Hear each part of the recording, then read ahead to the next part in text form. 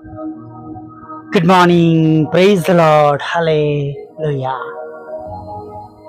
સવારની સલામ.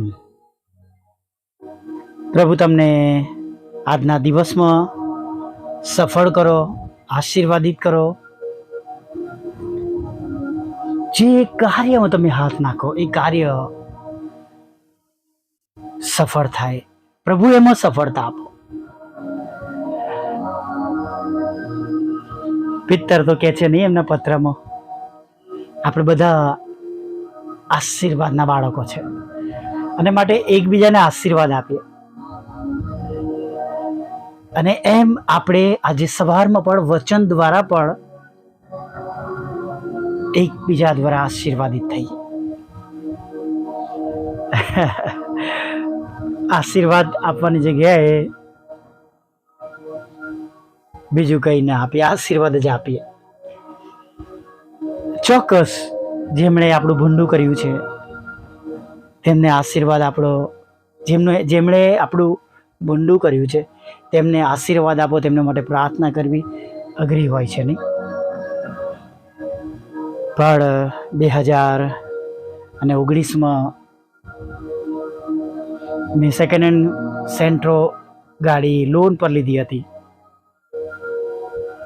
અને સોસાયટીમાં જ વેર ઝેરના ભાવના લીધે એક વ્યક્તિએ તેમના મિત્ર દ્વારા ગાડીની અંદર કેમિકલ, એન્જિનમાં કેમિકલ, રેતી, કેટલી નફરત મારા પ્રત્યે, પેટ્રોલની ટાંકીની અંદર, એન્જિન ઓઇલની અંદર એવું કેમિકલ નાખ્યું અને મને તો ખબર નથી કે તેમણે આવું કર્યું છે.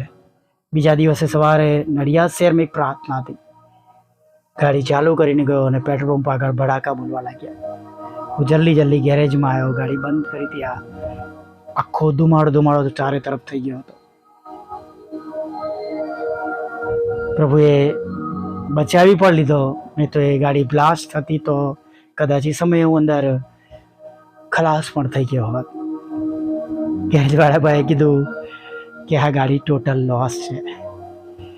એકવારના માટે બહુ નિરાશ થઈ ગયો, ઉદાસ થઈ ગયો, કેમ કે લગભગ 2.5 લાખની લોન ભરવાની હતી. હવે બીજું વાહનની પણ વ્યવસ્થા કરવાની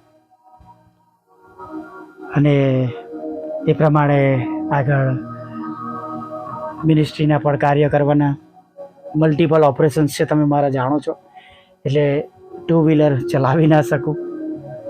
ચલો 2 વ્હીલર ચલાવી પણ લઈએ તો પણ એટલો બધો સામાન, સ્પીકર અને કીબોર્ડ લઈને મિટિંગ માટે જવું અઘરું થાય. અને ઘણી બધી ચિંતાઓ સાથે હું મારા ઘર તરફ પાછો ફર્યો અને એના રિપેરિંગના એટલી મોટી રકમ હતી કે મેં એને કહ્યું કે ભાઈ તું આને કબાડીને આપી દે છે. આત્મામાં ખબર પડી, બધું જ ખબર પડી કોણ છે, કોણ વ્યક્તિ છે. પણ એક જ વિચાર આવ્યો કે જીવન કારમાં નથી, જીવન તો પ્રભુમાં છે. એ જ મિનિટે બધો ગુસ્સો, વેર ઝેર ઘરે આવતા સુધી કાઢી નાખ્યો. ઘરમાં આવ્યો, 2 વ્હીલર લઈને જ્યાં મિટિંગમાં જવાનું હતું એ કોરોના સમયમાં ગયો, પણ મને કોરોના થઈ ગયો રિટર્ન થયો ત્યારે. અને પછી એમાં પણ ચોક્કસ પ્રભુએ મને બચાવ્યો, અદ્ભુત રીતે બચાવ્યો મને એવા સમયમાં કે જ્યારે બેડ મળવા મુશ્કેલ હતો, ઓક્સિજનના બોટલ કે દવા ગોળીઓ મળવી મુશ્કેલ હતી. જ્યારે દુઃખમાં વધારો થાય નહીં, દુઃખી તો હતો, એક વાહનને આવું થાય, હપ્તા ભરવાના હોય. આજે પણ ભરું છું એના હપ્તા, હજુ પણ એના ઘણા બધા હપ્તા બાકી છે. એટલે વાલા મિત્રો, આવા સમયમાં માફી આપવી કે એમના માટે પ્રાર્થના કરવી મુશ્કેલ હોય નહીં. પણ મેં એકલા જ નહીં, મારી ટીમે પણ એ લોકો માટે પ્રાર્થના કરી છે, મુલાકાતો કરી છે. અને જરા પણ આડ આવવા દીધી નથી કે અમે જાણીએ છીએ.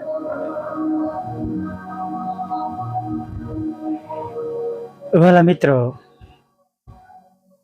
જેમણે આપણું બુરું કર્યું, ખરાબ કર્યું હોય, એમના માટે પણ આપણે પ્રાર્થના કરવાની છે અને તેમને આશીર્વાદ આપવાનો છે. બધું પ્રભુ પર છોડી દેવાનું.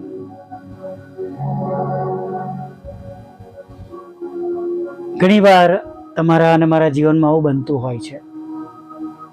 મેં કહ્યું હતું કે જ્યારે હું એક હોટલમાં કામ કરતો હતો અને ત્યારે મારી પાસે એક એક્સપ્લોરર ગાડી હતી, 2 વ્હીલર એક્સપ્લોરર, જે એનફિલ્ડ કંપનીનું હતું. એ બંધ થઈ ગયો, ત્યારે તો મળતું નહીં, એ જૂના જમાનાની વાત છે. અને એના એન્જિન ઓઇલમાં જે ફ્રૂટ જ્યુસ કે જે ખરાબ થઈ ગયું, જે બોટલમાં જ્યુસ આવે, એ જ્યુસ મારા એન્જિનમાં એક મને નફરત કરનાર વ્યક્તિએ ઉમેરી દીધો હતો. થોડા દિવસમાં એન્જિન ચોક થઈ ગયું અને એને એક શહેરમાં જ એના કારીગરો મળતા હતા.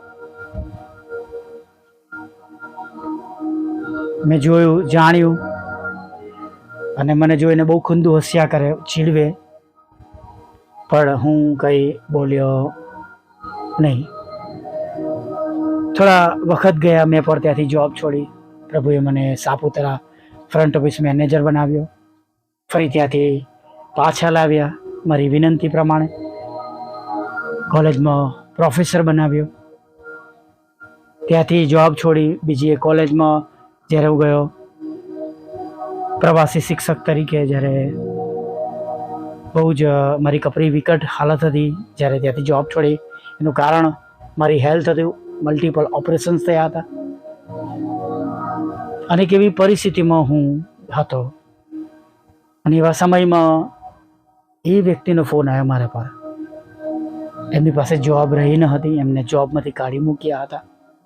કોઈક એવું કામ કરતા તેઓ પકડાયા હતા અને મેનેજમેન્ટે એમને ગુનેગાર સાબિત કર્યા હતા. બહુ જ ઢીલા અવાજે એ વ્યક્તિનો ફોન હતો. મારા ઘરની પરિસ્થિતિ બહુ ખરાબ છે, મારી પાસે કોઈ જોબ નથી, મને પ્લીઝ તમે જોબ અપાવશો. અને મને હજુ પણ યાદ છે, એક હોટલમાં જ્યાંના જનરલ મેનેજર મારા મિત્ર હતા, એમને ફોન કર્યો, વિનંતી કરી. ચોક્કસ બધી જગ્યાએ એમની વાત, જે કામ કર્યું તેનું પહોંચી ગઈ હતી, પણ પર્સનલ બાહેદારી મેં આપી હતી. કંઈ પ્રોબ્લેમ નહીં આવે તો હું ઊભો છું. અને એમની જે પોઝિશન હતી જે જૂની હોટલમાં, એ જ પોઝિશન પર એમને ત્યાં નોકરી પર રખાવ્યા હતા. ત્યારબાદ સાપુતારા હું જ્યાં હતો ત્યાં પણ તેમને બીજી એક જોબમાં રખાવ્યા હતા. દુશ્મનો પ્રત્યે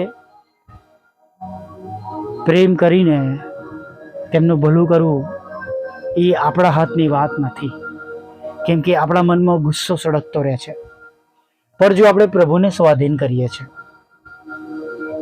પ્રભુને સોંપી દઈએ છીએ અને પ્રભુના નામમાં આશીર્વાદ આપીએ છીએ, તો પ્રભુ એ પ્રમાણે કરવા માટે શક્તિ આપે છે. કોઈ મનુષ્ય માટે એ સહેલું નથી, ના મારા માટે કે ન તમારા માટે, પણ પ્રભુ એને શક્ય કરવામાં મદદ કરે છે જ્યારે આપણે તેમની મદદ માંગીએ છીએ. અને માટે આજે સવારમાં કહેવા માંગીશ કે તમે અને હું આશીર્વાદના બાળકો છે. જેઓ તમારું ભૂંડું કરે છે એમનું ભલું કરો. પ્રભુનું વચન કે છે, અન્યાય કરનારાઓના લીધે તું ખીજવાઈશ નહીં. પ્રભુએ વધસ્તંભ પરથી કહ્યું કે હે બાપ, તમે તેઓને માફ કરો, તેઓ શું કરે છે તેઓ જાણતા નથી. હાલેલુયા. અને આપણે માણસોથી આશીર્વાદ નથી લેવાનો, આપણે તો ઈશ્વરની પાસેથી આશીર્વાદ લેવાનો છે. Praise the lord. હાલેલુયા. માટે આપણે પ્રભુમાં આજે સવારમાં બધાને આશીર્વાદ આપીએ, ભલે કોઈ આપણું સારું કરતું હોય કે ન કરતું હોય. Praise the lord. આવી નાની પ્રાર્થના સાથે આગળ વધીએ અને આપણી બધી બાબતો, ચિંતાઓ તેમના પર નાખી દઈએ, કેમ કે તે આપણી સંભાળ રાખે છે, કેમ કે તે તમારી સંભાળ રાખે છે. આવો નાની પ્રાર્થનામાં જઈએ. ભલા પ્રભુ, અમે તમારી સ્તુતિ કરીએ છીએ અને તમારો પુષ્કળ આભાર માનીએ છીએ. અરે પ્રભુ, આભાર માનતા, સ્તુતિ કરતા, આરાધના કરતા તમારા ચરણોમાં નમી જઈએ છીએ પ્રભુ. અને પ્રભુ, આ દિવસ જે તમે એમને આપ્યો છે એમાં પ્રભુ અમે તમારી ઈચ્છા પ્રમાણે જીવી શકીએ. પ્રભુ, એવું તમે થવા દો. તમારી ઈચ્છા પ્રમાણે પ્રભુ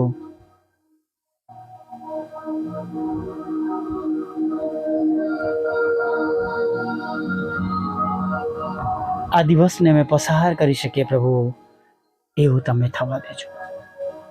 તમારી ઈચ્છા પ્રમાણે આ દિવસને અમે શરૂઆત કરીએ અને પ્રભુ, એ સગળા કામો જે તમે ચાહો છો કે અમારા દ્વારા બને એવા કામો બને, થાય, કરી શકીએ. અને એમ અમે તમારા દ્વારા પણ આજે સવારમાં પુષ્કળ આશીર્વાદિત થઈએ એવું થવા દેજો. પ્રભુ, આજે અમારી નહીં પણ તમારી ઈચ્છા અમારામાં પૂરી થાય પ્રભુ, એવું તમે થવા દેજો. પ્રભુ, હમણાં સુધીમાં જે કંઈ ભૂલો, ગુના, પાપ અમારાથી થયા છે તમે એને ક્ષમા કરજો. અને પ્રભુ, ખાસ પ્રભુ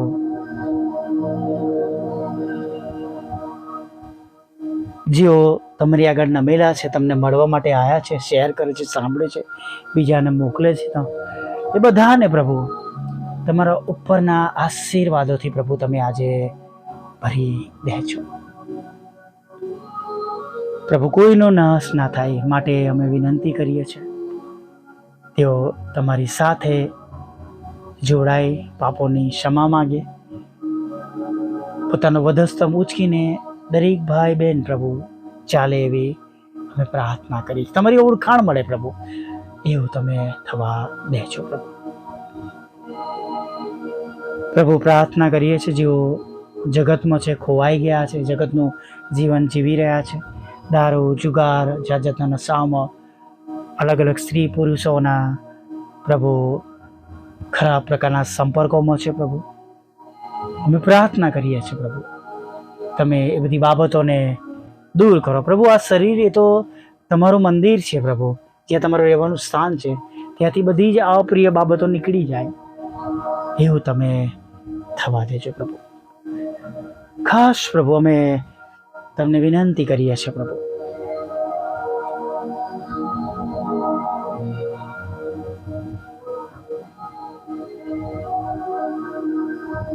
જેઓ બીમાર છે, માદા છે, હોસ્પિટલમાં છે, જાત જાતના જીવલેણ રોગોનું નિદાન થયું છે પ્રભુ, વેન્ટિલેટર મશીન પર છે, ઓક્સિજન બોટલ પર છે પ્રભુ, તમે તેમને સાજા કરજો. તેમના ફેફસા કામ કરે, હૃદય કામ કરે, નસો કામ કરે, લોહી જાડું પાતળું જેવું થઈ ગયું, લોહી નોર્મલ થાય, લોહી આખા શરીરમાં ફરે, મગજ સુધી પહોંચે, પગ સુધી પહોંચે, જ્યાં જ્યાં રૂકાવટ હોય ત્યાં એ રૂકાવટ તૂટી જાય પ્રભુ. ફેફસામાં રહેલો બગાડ નીકળી જાય પ્રભુ પિતા. આંતરડામાં રહેલો પસ દૂર થાય, નાના મોટા મગજમાં થયેલો પ્રોબ્લેમ દૂર થાય પ્રભુ પિતા. ચાલી શકે, ઉઠી શકે, બેસી શકે, દોડી શકે, કોમામાંથી બહાર આવે, લખવામાંથી સાજાપણું મળે, હાડકા જોડાઈ જાય પ્રભુ, આંખેથી દેખાય, કાનેથી સંભળાય પ્રભુ પિતા, ખોરાક ખાઈ શકે, શ્વાસ લઈ શકે પ્રભુ. અરે પ્રભુ, તમે આપેલું આ જીવનમાં પ્રભુ જે શરીર છે એમાં જ દરેક અંગો બંધ પડેલા ફરીવાર નવા બનીને કામ કરે એવું તમે થવા દેજો પ્રભુ. જેવા દિવસો તેઓ બળ તમારા બાળકોને તમે પૂરો પાડજો એવી પ્રાર્થના કરીએ છીએ પ્રભુ. લડાઈ ઝઘડા, કોર્ટ કેસ, FIR, ખોટા તુમ્મતો પ્રભુ તમે દૂર કરજો. તમારા બાળકોના રોજગાર, નોકરી, ધંધાને આશીર્વાદિત કરજો, આવકના સાધનોને આશીર્વાદિત કરજો, લગ્નનો આશીર્વાદ આપજો, બાળક ધનનો આશીર્વાદ આપજો. જો તેમને વિદેશ જવું છે પ્રભુ, એમની યોજનાઓ છે, વિદેશ જવાના માટેના પણ રસ્તા પ્રભુ તમે તમામ ખુલ્લા કરજો. પાસપોર્ટ વિઝાના પ્રશ્નો દૂર કરજો, IELTSના બેન્ડ આપજો પ્રભુ. અને ખાસ દેશ અને વિદેશમાં જે પરીક્ષાઓ આપી રહ્યા છે ભણવા લખવાના માટે અથવા પ્રભુ પ્રમોશનને માટે, પ્રભુ ઇન્ટરવ્યૂને માટે, જોબમાં પગાર વધારવા માટે, તો પ્રભુ તમે એમાં સફળ કરજો પ્રભુ. તમારી સેવિકાના ખેતરમાંથી એ કડવા નામો નીકળી જાય અને તેનો કબજો તેમને મળે પ્રભુ, એવું તમે થવા દેજો પ્રભુ. પ્રાર્થના કરીએ છીએ પ્રભુ પિતા, એ બંને મકાનો વેચાય પ્રભુ પિતા, અને પ્રભુ જે તે બાબતને માટે પ્રભુ તેઓ વિચારી રહ્યા છે એ પ્રમાણે બધું બને, તેમના આયોજન પ્રમાણે એવું થવા દેજો. જેમના નાણાં ફસાઈ ગયા છે, રોકાઈ ગયા છે, ખોવાઈ ગયા છે, છેતરપિંડી થઈ છે પ્રભુ પિતા, પડાઈ લેવામાં આવે છે પ્રભુ, એ બધા તેમના નાણાં તેમને પાછા મળે એવી અમે પ્રાર્થના કરીએ છીએ. લોનનો આશીર્વાદ આપજો, નાણાંનો આશીર્વાદ આપજો. વિધુરો વિધવા બહેનોના, તો મનબુદ્ધિના લોકો, માનસિક રોગીઓ અને વિકલાંગોની પણ તમે સાથે રહેજો પ્રભુ. મારા બંધ દરવાજા ખુલ્લા કરજો પ્રભુ પિતા. અમારા સતાવનારાના મન બદલજો પ્રભુ.